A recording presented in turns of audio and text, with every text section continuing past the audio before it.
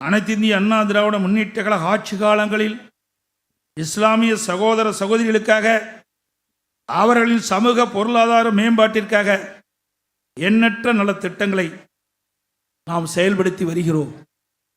ஹஜ் புனித பயணம் மேற்கொள்ளும் சகோதரர்களுக்கான தங்குதடனை நிதி ஒதுக்கீடு செய்தது அனைத்து இந்திய அண்ணா திராவிட முன்னேற்ற கழக அரசாங்கம். முஸ்லிம் மாணவரின் உயர் கல்விக்காக கல்வி உதவித்தொகை ஊக்கத்தொகை வழங்கியது நம்முடைய அதிமுக அரசாங்கம்.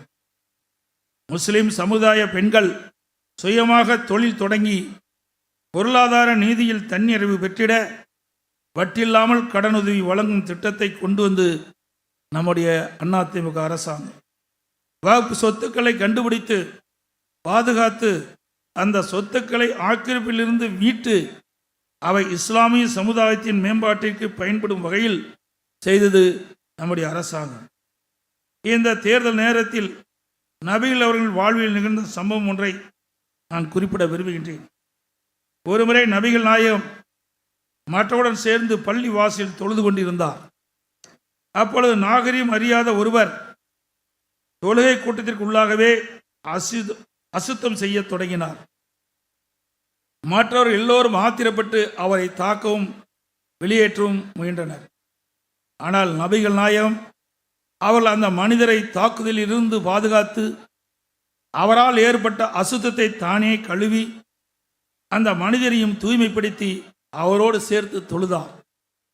நபிகளின் இந்த மனிதாபிமானத்தையும் இரக்கத்தையும் கண்டு அந்த மனிதர் நபிகளின் தொண்டரானார்.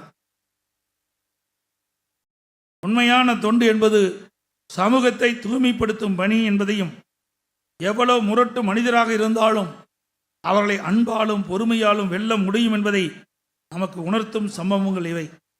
அரசியல் வாழ்வு என்ற அறவாழ்வு வந்திருக்கும் நாம் லஞ்சமும் ஊழலும் தலைவிரித்தாடும் இன்றைய ஆட்சி அமைப்பை தூய்மைப்படுத்த வேண்டிய கடமை நம் அர்ப்பணிப்பாலும் நிதானமான செயல்களாலும் செய்திட வேண்டும்.